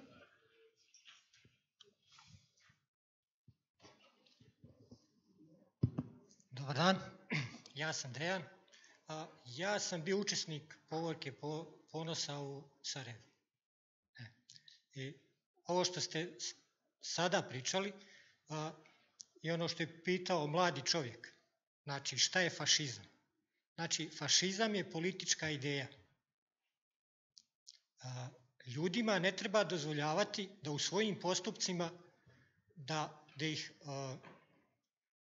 im dajete ikakvog povoda da njihovi postupci mogu da crpe u nekoj političkoj ideji osnovu. Znači, ono što oni zovu fašista, jer su tako naučeni, je obično đubre. Znači, tako možete da razlikujete čovjeka od čovjeka. Znači, čovjek može biti bilo kog političkog, da pripada bilo kom političkom diskursu, ali on sam po sebi može biti čovjek ili đubre. Znači, ono što su naši panelisti govorili o ljudima koje oni prepoznaju kao fašiste, oni su u suštini samo đubrad. Toliko trebate da znate. Dobro, hvala. Hoćete dati mikrofon? Super, hvala. Hvala. Moje pitanje ili komentar, kako to želite da nazovete, jeste kako i da li je moguće da LGBT zajednica ne samo u Bosni i Hercegovini nego generalno širom svijeta preuzme tu borbu za svoja prava na sebe i nađe saveznike u street ljudima, ali da u isto vrijeme ne zavisi toliko od njih. Dobro, zanimljivo. Kako misliš samo zavisi? U kom smislu da zavisi od... Pa zavisi, mislim, pričali smo dosta gospođa na... Danijela. Danijela, o savezništvima, mislim. O solidarnosti, ali solidarnosti između LGBT zajednice i straight populacije. I koliko je percepcija individue u LGBT populaciji zapravo bitna. Ne znam, ja mogu da kažem konkretno iz svog nekog aktivističkog iskustva, znači evo recimo konkretno unutar Banja Lučkog socijalnog centra i tako dalje, da smo mi stvarno otvorili prostor i za žurke i sad je recimo neki trač u gradu da je Basok javna kuća za LGBT. Hoću reći koliko su ljudi stvarno primitivni, mislim ja ne mogu, to je ono beyond me, mislim. Ali mislim da ta vrsta solidarnosti po meni mora doći od street ljudi, zato što su oni što smo mi, šta god mi, puno privilegovaniji po svemu. Mislim da ona zaista treba da dođe u stvarnosti da kaže, ajde radimo zajedno, ajde ovo pokušam, ajde ja ću pogurati ovo, ja ću govoriti jednim jezikom, zagovarat ću, bit ću to lice, mislim, evo ja ove godine, 2 godine sam bila na studijskom putovanju, nisam bila u BiH, evo ove godine zaista bi voljela se malo aktivnije uključim u povorku ili u neke aktivnosti ovdje u Banja Luci. Znaju već mene ekipa već dugi niz godina, mislim nismo mi od juče, mi smo svi ovdje već na terenu boga mi, 20 i kusur godina. Tako da, ja mislim, konkretno kako sam ja pravila takva zajedništva, pa obično bi, mislim, kako da kažem, i sama inicirala ili uz nekakve druge ljude, mislim, znamo se svi 10-15 godine, bili smo u raznim nekakvim borbama zajedno, tako da mogu da govorim u svoje ime. Da li će, ja sam rekla i ponavljam, bez obzira na to gdje bila i šta radila, znači to je ta borba protiv patrijarhata i kapitalizma za koju ću se zalagati, to je nekakva moja agenda. Kako da vam kažem, ja često kritikujem, mislim, i kapitalizam. Znači, drugim riječima, vi odete u jednu Ameriku, ok, mi svi znamo za Stonewall, znamo za istorijat borbi tamo, ali vi imate u jednom momentu da je kapitalističko tržište prepoznalo LGBT populaciju kao populaciju mahom bez djece, vrlo affluent, vrlo bogato i tako dalje, ali njih nije briga za siromašne gej muškarce, što se super opisuje, recimo konkretno u filmu Brokeback Mountain, za nekve kamionđije koji nemaju para, nemaju resursa, već vide likove iz Will and Grace, koji, ne znam, nose Armani odijela, troše pare, znači, vi morate nekako te dve kritike, i kritiku patrijarhata i kapitalizma dovesti u vezu. Mislim da je to Kvart dosta dobro radio, mislim da su to neke druge organizacije dosta dobro radile. Dakle, tu ima puno prostora za savezništvo, ne samo između gay i straight, već recimo za, antifašizam, isto tako dovesti u vezu. Znači, to pitanje jeste, pa to nije sad samo, mi ćemo sad samo malo se boriti za neka prava LGBT, to su široke fronte, znate, ali to su i prostori za ove rupture, to su prostori za političke borbe. To nam niko neće dati, to moramo oteti. Ja bi se samo nadovezala to što si ti rekla da postoji ta solidarnost, samo možda ona nije toliko vidljiva, jer evo govorit ću o BH LGBT zajednici, da su te i lezbejke i generalno bili smo uz rudare, uz žene kruščice, uz radnice i radnice. Znači mi smo zašto? Zato što smo, oni su isto bespravljeni kao i mi. Moj kolega, žao mi što nije danas sa nama, Mirza Halilčević je to sjajno rekao. Ja sam gej koji dolazi iz jednog malog mjesta ruralnog u Bosni i Hercegovini. Kad sam došla u Sarajevo, ja više imam da se poistovjetim sa nekim radnikom ili radnicom koji preživljava za svoju dnevnicu i treba da plati ovdje, isto ko je došao u Sarajevo da plati stan, rež, da zaradim, nego neki bogati gej. Nama je upravo što, kako ti pitala, kako mediji predstavljaju gejeve, kao neke bogate, bahate, pune para, da mi još ne gledamo tu socijalnu strukturu ljudi. Nama je prvu povorku ponosa, žene iz sindikata trgovine Bosne i Hercegovine su došle na povorku i podržali su nas kao sindikat zato što smo mi bili uz njih u nekim njihovim borbama. Ali to isto taj mač sa dvije oštrice. Ako ti dođeš i kažeš ja sam lezbijka, gej, došla sam da vas podržim, kako će ti ljudi da reka, kakva je tu percepcija javnosti? Znači, da li si došla da sebe promovišeš tu kao neka druga, treća marginalizovana grupa? Tako da, postoji, samo ih treba gledati iz nekog više, ajmo reći, perspektiva. Primjera sigurno ovakvih i sličnih ima, a trebalo bi biti više. Kolega, pored tebe... Pa ima još ovdje s naočalama. To ima, gore sam vidjela dečka, a dobro. Ne, ona je prva. Dobro. Uglavnom, htjela sam da se nadovežem na ono što ste vi rekli na početku, odnosno ne na početku, ali kada je kolega imao komentar, više do načina na koji ste to rekli, iako znam da to nije vaše mišljenje, već je nešto što ste vi čuli od drugih ljudi koji su pripadnici zajednice, ali opet, mislim, slažem se sa činjenicom da su žene koje pripadaju zajednici dosta snažnije, ali to je zato što one moraju da se bore i sa tim što su žene i moraju da se bore za svoja prava i na tom frontu i na frontu toga što su pripadnici LGBTQ zajednice. I također onda je problem što u zajednici postoji diskriminacija od strane muškaraca, gdje, ne znam, uzet ću za primjer, pošto živim u Beogradu sad i jedna od poznatih činjenica je, na primjer, da je vlasnik jednog poznatog kafića transfob i da je jako odvratan prema ženama i dosta toga. Također još jedan... Izvinjavam se, sorry, samo nastavite, nešto smo mi misli teku zajedno dok vi govorite. Mislim, terfi, nastavljamo. I uglavnom, također još jedna drugarica koja je htjela da se zaposli u gej klubu, gdje je njoj vlasnik rekao kao ja ne želim tebe da zaposlim zato što si ti žena, a meni trebaju gej konobari koji će da shirtless serviraju piće i privoče mušterije. i onda je to problem. Također sam htjela da kažem za Pride ovdje, odnosno država će podržati Pride dok oni imaju neku korist od toga. Odnosno, ja kao osoba koja je otišla da volontira u Pride Info Centar, se ne slažem sa dosta stvari za koje oni stoje, zato što iako se oni trude da doprinesu pravima, ja mislim da oni ne rade dovoljno i mislim da je to donekle politička krinka za pranje novca. S obzirom da oni imaju lokal koji košta 2000 evra kirija mjesečno u centru grada. U Beogradu? Da. Dobro. Tako da, mislim, to je samo moje mišljenje i nekako se ne slažem sa nekim stavovima iza kojih stoje, iako mislim da je njihovo postojanje važno, zato što doprinosi vidljivosti zajednice. Dobro, hvala na ovim komentarima i opaskama. Može neko poslije. Samo hajde da završimo krug pitanja, jer bojim se da nećemo imati vremena da... Možda gore pitanje. Možda da čujemo sva pitanja, pa možda neki završna riječ. Izvali.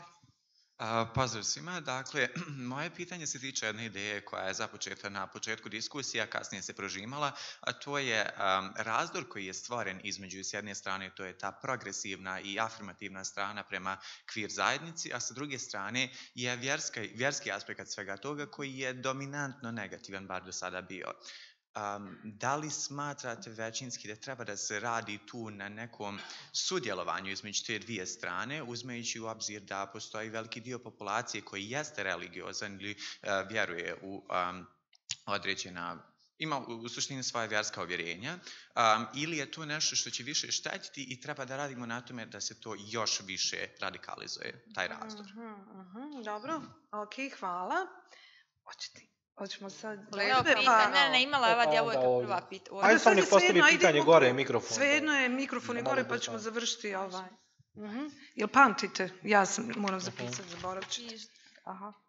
Evo, prije nego što postavim pitanje, moram da naglasim da vas uvedim u ovo. Kako sam ponavljao pitanje u glavi, shvatio sam da će možda biti napadno ili ne znam kako bi potencijalno moglo da zvuči, zato odmah želim da naglasim, ne želim da napadam. Zavisi kako ga izgovoriš. Pardon? Zavisi kako ga izgovoriš. Slažem se s vama. Pitanje se fokusira, pošto smo se dotakli te teme, braka. Sjećam se, izjasnili ste se da vama to lično mnogo ne znači, ali da bi ostalim pripadnicima zajednice to potencijalno značilo. Moje pitanje, moja nedoumica u tome svemu jeste da li bi to značilo da onda mora doći do potpune reforme Ustava. Jer po Ustavu je definisano šta je brak, a samom definicijom braka po Ustavu trebalo bi i da dođe do promjene te definicije. Isto jedna još bitna stvar koju bih volio da se isto dotaknete toga jeste kako bi taj brak funkcionisao po principu usvajanja djece. Pretpostavljam usvajanja, sad ispravite me, u određenim brakovima to možda i ne bi moralo biti usvajanje. Ako dijete koje biva usvojeno, ajde uslovno rečeno usvojeno u porodicu, nema, rećemo, očinsku i majčinsku figuru. Ako dijete pripadne u, na primjer, zajednicu bračnu kao što je između dva muškarca ili dvije žene, da li smatrate da je to dijete u neku ruku oštećeno zato što nema i očinsku i majčinsku figuru koju je evolucija nama usadila u DNK prije nekoliko miliona godina. Još jednom, pošto me baš blijedo gledate, ne želim zaista da uvrijedim, nego jednostavno ovo su moje neke opaske i neke nedoumice koje sam razvio dok ste vi govorili o ovome. Hvala vam. Dobro, hvala na pitanjima. I još ja ih nisam doživio kao opaske. Da, nije. Da ti olakšam. Još jedno je bilo pitanje. Evo, dole. Eto, samo proslijedite.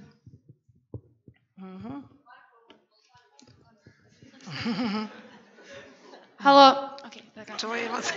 Samo da vidim da li se čuje. Čujemo se. Molim vas, nemojte slikati. Izvinjam se stvarno. Želim da pitam što je bitno da se poduzme da bi se Pride parade, to jest radije povorke ponosa, održale i da li je u današnjoj, da kažem, klimatu političkom, da li uopšte vredi da se izađe i da se kaže ja sam to ko ja sam? Hvala najljepša. Ok, ja ću samo da vas... Može. Samo vratit ću se na pitanje koje se tiče religije. Meni koliko je poznato, nijedna od abrahamskih religija nema monolitan stav po pitanju istopolnih zajednica. Ima i dosta stvari koje se plasiraju i preko vjerskih službenika su samo stvari različitih interpretacija koje ne imaju svoje uporište u vjerskim knjigama. Što je donekli odgovor za promjenu Ustava, ali mi smo u promjeni Ustava toliko godina da ne vidim zašto ne bi se moglo mijenjati po tom pitanju, ali evo neću se ustavljam se. Samo minutu ću ti. Zanimljivo pitanje, često se dešava, vrlo jasno, ne mora se mijenjati Ustav, ne moraju se mijenjati zakoni. Europski sud za ljudska prava, koji je naša neka krovna pravna instanca, je vrlo jasno rekao, prihvata se da je brak ima svoje tradicionalne, religijske, kulturne korijene i tako dalje, koji su tu gdje jesu, ne mora se mijenjati definicija braka, potrebno je samo dati ista prava koja proizilaze iz braka, dati istospolnim parovima. To znači, primjerice, jedan zakon o civilnim unijama, registrovanim partnerstvima ili tako dalje, dakle, jedan poseban zakon koji će to pitanje regulisati. Reguliše pitanje nasljedstva, pitanje izdržavanja, zdravstvenog osiguranja i tako dalje, pitanje usvajanja, nešto što čisto iz nekih društvenih i političkih razloga dolazi par godina kasnije, to je vrlo jasna, da tako kažem, ja smatram da može odmah da dođe. Pitanje, ne sporim benefite kvalitetnog oca i kvalitetne majke, ali živimo u društvima gdje ljudi nisu birali pa su ostali samohrane majke ili očevi. Da li su ta djeca oštećena ili imaju manje prilike za uspjeh? Prilike su pokazale da čak i nije tako i da ne mora biti tako. Određene prednosti naravno, ali da li će biti oštećeni do mjere da ne mogu da li će ko biti oštećen, čak nam pokazuje praksa da to nije slučaj u slučaju od dva oca i dva majke. Čak i kada slušate, najbolje da odete i recimo to će vam razbiti, možda malo promijeniti taj shift u glavi, da slušate ispovjedi djeci u domu za nezbrinutu djecu. Njihove stavove i šta bi oni, što kažu da je došao medvjed iz šume da me vodi, ja bi ga uzeo, da su 3 crnca ili 5 žena ili bilo ko je došao samo da kaže da sam nečiji, ja bi otišao i život bi mi imao mnogo više smisla u smislu što se tiče porodice i staranja. Tako da evo, pokušao sam veoma brzo da odgovaram, da možda sam nešto malo i terminološki ili tako se izvinjam na tom pitanju. Odgovor na ovo pitanje, mnogi LGBT osobe su religiozne, tako da apsolutno postoji ta i potreba i to je nešto što možemo vidjeti u kulturama i društvama koji su otišli par koraka naprijed, da način na koji se razgovara i razgovor sa vjerskim zajednicama i ovo približavanje je apsolutno nužno. Imali smo pitanje kolegice. Da, ja bih možda samo još, pošto ovdje je bilo pitanje to evolutivno. Ovako ćemo, Branko, Danijela Milić. Ma da, samo da se osvrnemo. Da se osvrnemo. Pošto je to bilo pitanje evolutivno, ja sam biolog, a inače se bavim i psihoterapijom, završavam transakcionalnu analizu, pa nekako mi je važno i ovo evolutivno, a važno mi je ovo religijsko. Evolutivno jako puno istraživanja u zadnjih 30 godina ima, pogotovo skandinavske zemlje, koje su pokazale da istopolno partnerstvo, djeca iz istopolnih partnerstava ne proizlaze, odnosno njihova seksualna orijentacija ne proizlazi i poslije. Ja sam dijete samohrane majke, ne mogu reći da je to sad ucelo na moju seksualnu orijentaciju, zato što negdje svoj identitet sam spoznao čak i prije toga nego što sam izgubio oca. Tako da ne bih negdje dobio to u pitanje. Samim tim, znači, ta mogućnost evolucije, ostvarenja potomstva i slično nije dovedena u to pitanje, je to nauka dokazala. Vezano za pitanje religije, da, postoji vrlo, mislim, mi moramo sad, mislim da je bitno spomenuti da je Papa prije nekoliko mjeseci, možda čak i godinu dana, više ne znam, rekao da smo mi svi Božja djeca i da u tom smislu već negdje postoji ta neka religijska tolerancija u odnosu na pitanje LGBT zajednice i da u Bosni i Hercegovini mi imamo katoličke, mislim, vrlo lijevo orijentisane katoličke struje, svećenike koji podržavaju, mislim, na katoličkom fakultetu u Sarajevu se vrlo otvoreno u stvari afirmativno priča o LGBT zajednici. Moj neki... Slavlju kritika, ja bih rekla. Pomalo se javlja. Ali mislim postoji u svakom slučaju. Što se tiče konkretno, moja praksa je pokazala, ukoliko taj religijski identitet osobe znatno ugrožava kvalitet života te LGBT osobe, važno je raditi na tom pitanju, usaglašavati te stavove i to se najčešće u stvari negdje usaglašava u stvari sa ovim trenutnim afirmativnim primjerima koji dolaze iz drugih religija, iako samo pravoslavlje po sebi je vrlo još uvijek konzervativno po tom pitanju, ali eto to se pokazalo kao vrlo efikasno u psihoterapiji. Dalje, vezano za ovo pitanje na koji način se Srbija i to pitanje, moji neki vrijednosni principi nisu u skladu sa načinom na koji se vodi LGBT borba u Srbiji i ono negdje što jeste ogromno razočarenje od strane zajednice jeste i to da u Srbiji već godinama postoji premijerka koja je javno autovana, koja ima dijete, gdje je predsjednik u stvari čestita, to isto je premijerki, a da u suštini sama zajednica i dalje trpi ogromno nasilje i diskriminaciju, a i da se ništa u stvari ne radi po tom pitanju, čak i po pitanju ovog zakona o istopolnom partnerstvu, koji bi onda i uključio mogućnost usvajanja da i ta premijerka prizna to svoje dijete iz te zajednice koja ona trenutno ima. I meni je tu potpuno jasna i razumljiva u stvari ta ljutnja koju zajednica osjeća i na koji način se uopšte u stvari percipira to pitanje. Što se tiče ove klime, ja sam trenutno u jednoj vrlo pesimističnoj fazi koji mislim da ništa u suštini, mislim da treba sve pustiti, ništa ne raditi i dovesti se u potpuno jedno, ali opet s druge strane, ono što moja negdje jeste politika, dok god sam ovdje i dok god sve što ugrožava moj život na bilo koji način, bit će predmet moje društvene borbe. A to je na svakome od nas. Koliko je spreman se uopšte izložiti, koliko je spreman uložiti napora, vremena, živaca, mentalnog zdravlja, izboriti se u stvari za neke svoje principe i vrijednosti, da živi slobodno i autentično onako kako želi, ne ugrožavajući bilo koga.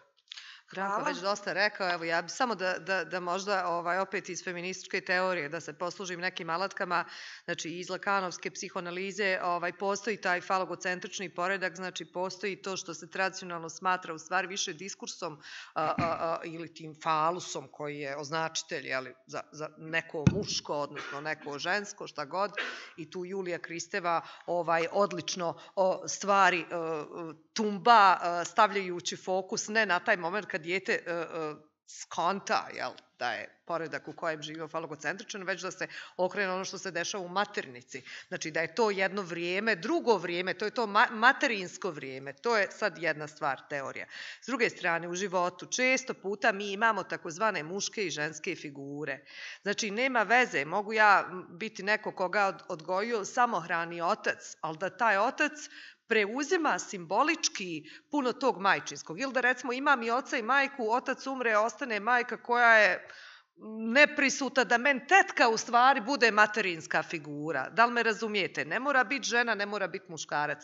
I nemojmo ulaziti u te binarnosti, zato što nas nikud neće, samo će nas odvesti pred jedan zid. Ima ona engleska it takes a village to raise a child. Potrebno je selo da bi se dijete.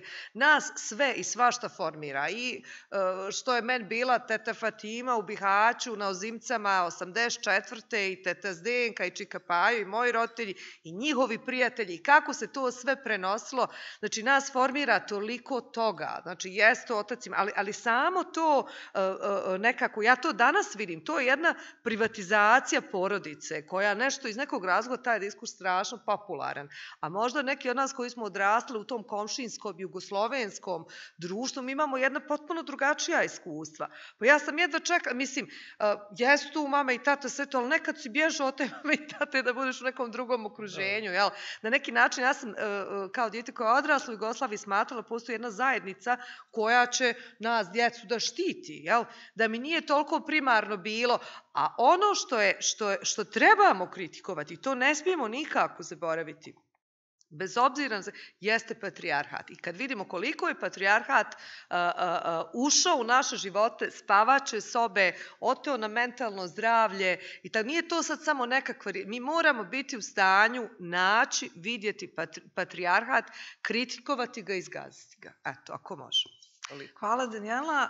I Milice, i završavamo. I kraj. Pa ja bih rekla, ono što stalno zaboravljamo, da živimo u sekularnoj državi. Šta znači ta sekularnost? Zašto meni religijske vođe ovdje nameću neke svoje stavove? Vjera je privatna stvar svakog od nas pojedinaca i pojedinki i mislim da je nama nametnuta u stvari ta naša vjerska pripadnost od rođenja, da li vas krste, da li vas sunete i slično kako to sve ide. Mi ne biramo kojoj mi želimo denominaciji ili toj vjeri da pripadamo, tako da za mene vjera ili religija zavisi stil života kao filozofija života po kojem ćete vi da živite. A što se tiče porodice, ljubav čini porodicu. Da li i taj patrijarhalni nametnuti obrazac koji mi živimo, da porodicu treba čine otac, majka i 2 djece, idealno bi bilo jedno muško, jedno žensko i pas neki zlatni retriver, to je, kakva je ta porodica? Kakva je porodica iz koje ti dolaziš? Ti se, zapitaj se iz tog okruženja. Da li je, porodica muškarac i žena gdje muškarac tuče, zlostavlja tu svoju porodicu, gdje majka zanemaruje svoju djecu, ili je porodica, mislim, šta je nama nametnuto da mi mislimo kao idealna i prava porodica. I to je ono upravo što se desilo za prvu povorku Ponosa kad su jedan vjerski, mislim kad je ta jedna grupa, hajmo reći, ja ih zovem separatisti, možda nisam politički korektna, mi izlazimo za porodicu. Izašli su za porodicu koju su zanemarali djecu sa invaliditetom, samohrane roditelji i oni su iz revolta došli na povorku. Mislim, u tom rekli sam, ovi su kao za porodicu koje mi ne pripadamo, a mi smo za porodicu, mi smo za sve građane i građanke da budemo ravnopravni. I ja mislim čisto da tu malo možemo razgovarati, kasnije vidim da mi vrijeme za panel isteklo. Ja sam poluoptimistična, polupesimistična, ali mislim da moramo raditi, ići dalje. I da vi nekako mladi treba da učite od nas, ali i mi od vas. Hajmo nekako zajedno, ali mi treba da budemo to društvo, ta karika koja će da stvara jedan lanac. I možda jeste depresivna politička situacija, ali mislim, ne znam, nikad neće biti gore i nikad nećemo biti spremniji za revoluciju. Hvala Milice, hvala svima vama, hvala posebno svima vama iz publike koji su... Imam samo jedan komentar i jednu napomenu u ime organizatora, pa evo ti se zahvali pa ću ja ovu, ili da ja prvu. U ime organizatora Proeduke želim da se zahvalim posebno djeci iz gimnazije koja su danas tu prisutna. I hvala na konstruktivnoj diskusiji. Moje ime je Dragan Močević. Ja sam bio prisutan na obje ove povorke Ponosa u Sarajevu. Nažalost, najmanje sam vidio ljudi za koje znam iz svog okruženja da su geji. Najviše je bilo nas koji smo šetali, koji smo bili, hajmo reći, straight. Tako da u suštini poruka vama svima da desit će se povorka Ponosa u Banja Luci za godinu, 2, 3. Neće biti u izbornoj godini, to da znate. Znači, ili će biti 2023. ili 2025. To je jedino što treba da znate. Kad se pojavi ozbiljan organizator, kao što se desila ekipa u Sarajevu i kad ozbiljno pripremi javnost, povorka će se desiti bez problema u Banja Luci, u sve moguće mere obezbeđenja i bez ikakvih problema i samo treba biti optimističan, to se može desiti. Druga informacija je, pored se dešava promocija knjige profesora Živanovića, pa vas molim kad izađete da budete tihi, koga bude zanimalo da se pridruži promociji knjige, tamo neka priđe, ali ako ostanete u hodniku da čekate Marčela i ostalu ekipu, samo da budete tihi dok se dešava promocija knjige. Eto, hvala. Evo, ja ću samo jednu malu digresiju, zašto je najmanje ljudi koji su dio zajednice i to je ono što je nama, kad smo u prvom organizacionom odboru, nama rekao, prvih 5 godina ne očekujte zajednicu, jer je strah i oni kad vide... Ja sam bila jedina osoba iz Banja Luke koja je bila u prvom organizacionom odboru i meni stalno zgoro strah, pretuće nas iskustvo Beograda je strašno. I onda kad se desila prva povorka, vi ste već sledeće godine u organizacionom odboru imali 3 osobe koji su dio povorke bili. Znači 5 godina i to su iskustva iz regiona koja su nama rekli, znači kontinuitet u radu i očekujemo za nekih 5-6 godina zaista da će to biti wow. Da, stvari se definitivno mijenjaju. Još jednom, stvarno, od srca vam hvala na otvorenim pitanjima, komentarima i što ste se uključili u ovu diskusiju. Slobodno, u skladu sa nazivom festivala Sloboda narodu i vidimo se na Prajdu u Banja Luci.